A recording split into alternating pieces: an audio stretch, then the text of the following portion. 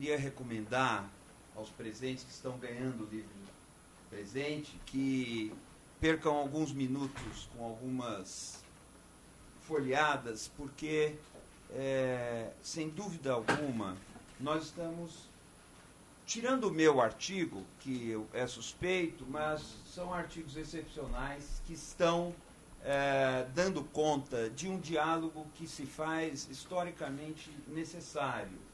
De que modo o nosso continente ou a América Latina enfrenta o desafio democrático, que é um desafio básico dos meios de comunicação dentro dos marcos de uma sociedade livre, suprindo um déficit antigo que nós carregamos.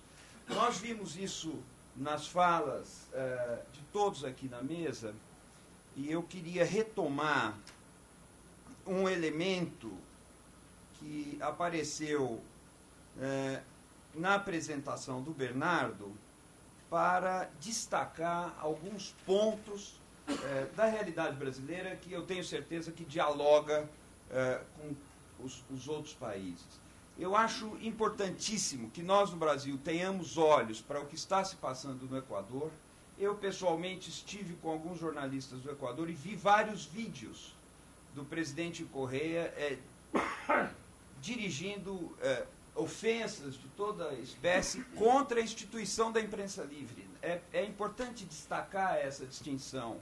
É dever da autoridade pública corrigir informações imprecisas ou indevidas, mas é dever da autoridade pública reforçar a instituição da imprensa livre. Não pode haver a transposição de uma divergência ou de um erro factual ou da denúncia de um erro factual para o ataque generalizado ao exercício da liberdade de imprensa, que é o que nós estamos vendo lá.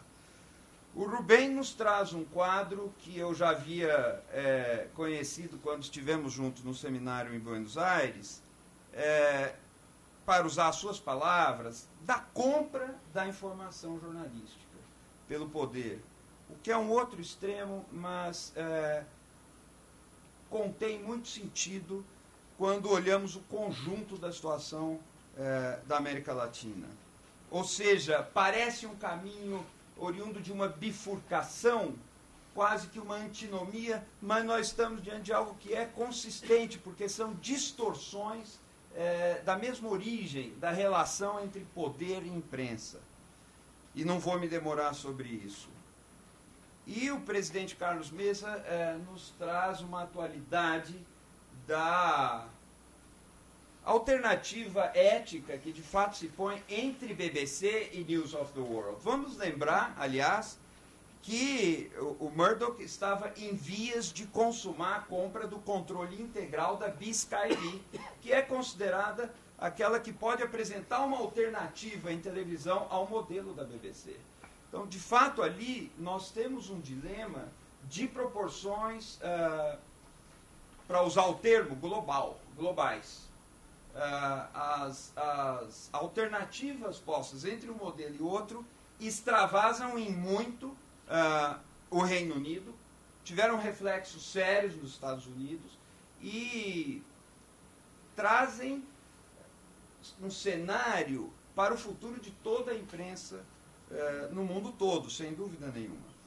A propósito, o Bernardo falou da dificuldade da imprensa na internet arrecadar recursos, ou seja, traduzindo muito brevemente, a transposição do conteúdo dos jornais e da imprensa dita escrita, impressa, para os suportes digitais, traz público, muito público, mas não traz receita publicitária.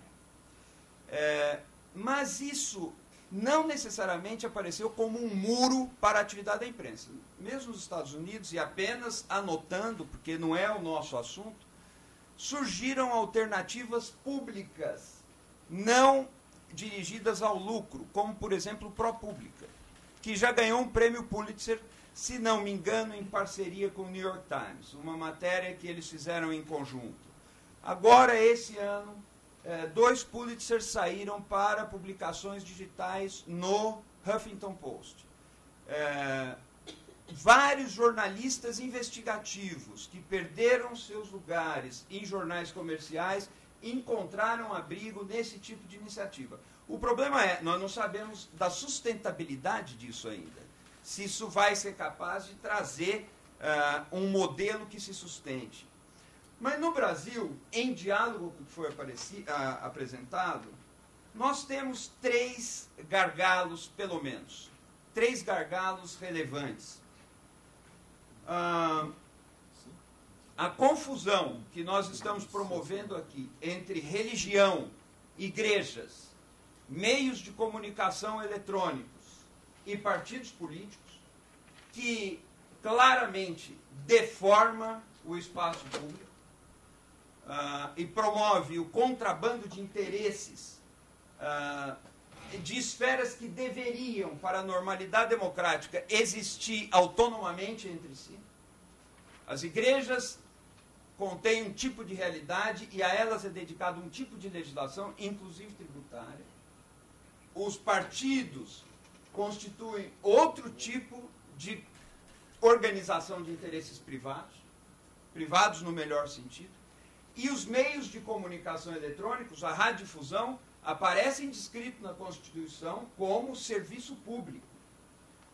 Quando essas 3 esferas se embaralham numa só, nós temos complicação e nós estamos vivendo no Brasil um quadro destacado dessa complicação, talvez sem paralelo com outros países do nosso continente. Isso é algo que só uma regulação democrática da radiodifusão conseguiria sanar. Esse é o primeiro ponto.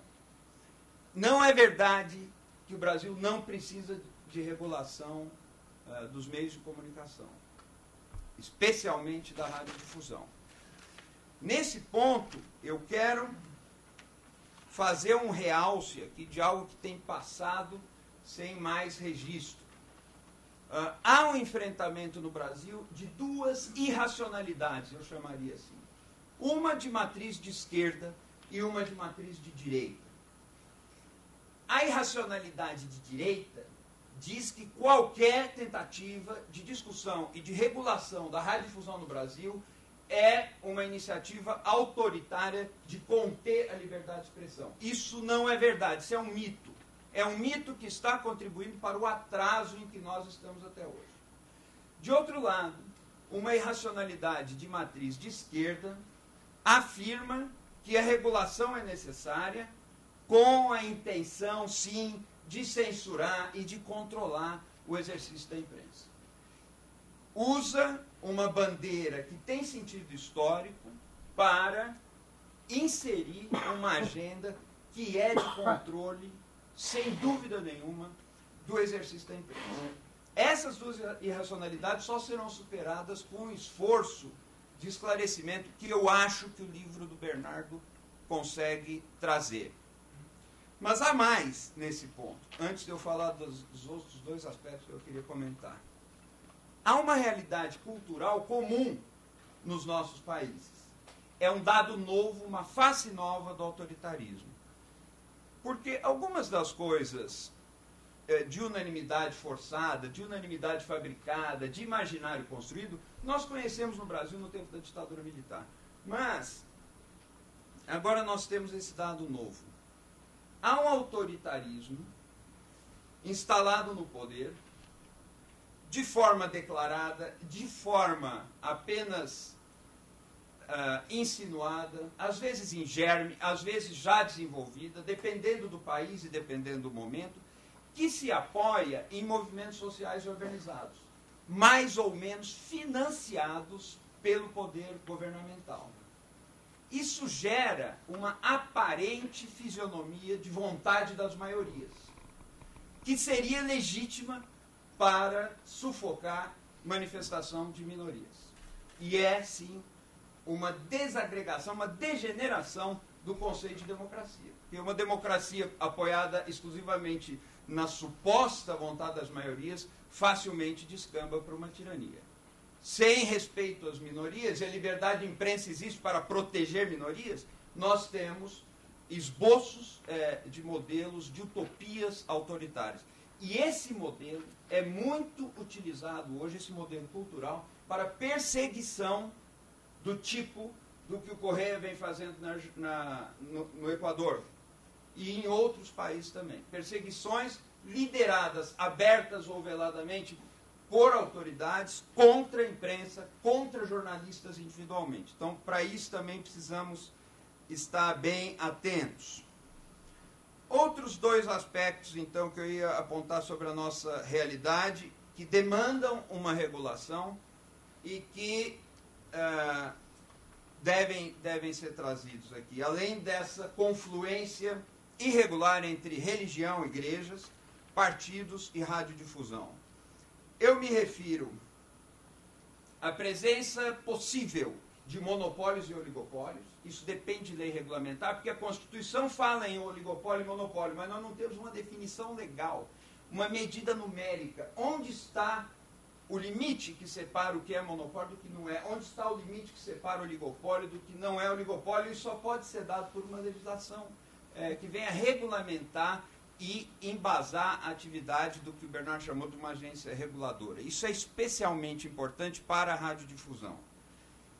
E a outra coisa, e isso também demanda uma legislação para essa matéria.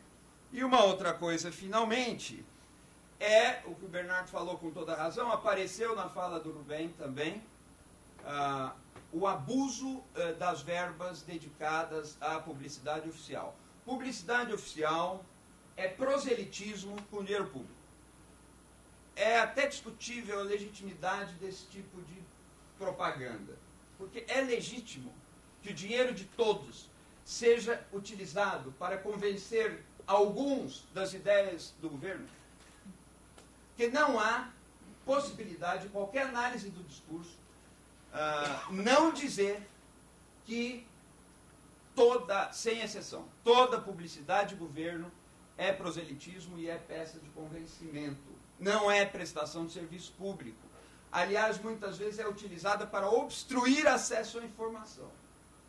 Pois bem, o crescimento desse investimento tem contribuído para corromper, para seduzir, para inibir e para intimidar, com graus diferentes, em níveis diferentes, dependendo do país e dependendo do momento. Isso também reclama um olhar democrático, independente, e isso provavelmente vai na direção da proibição de uso de verba pública para a propaganda de governo. Nós temos outras maneiras de fazer com que o cidadão tenha acesso à informação e outras maneiras de fazer com que os governos prestem conta. Nós temos hoje no Brasil um modelo que estabelece uma linha de continuidade perfeita entre a comunicação do governo e a propaganda política eleitoral que aparece no horário para ela designado da televisão. A mesma linguagem, os mesmos produtores, as mesmas empresas. Então, são os pontos que eu gostaria de destacar, agradecendo novamente o convite que me foi feito. Creio que eu não estourei o tempo. E cumprimentando o Bernardo pelo lançamento do livro. Muito obrigado.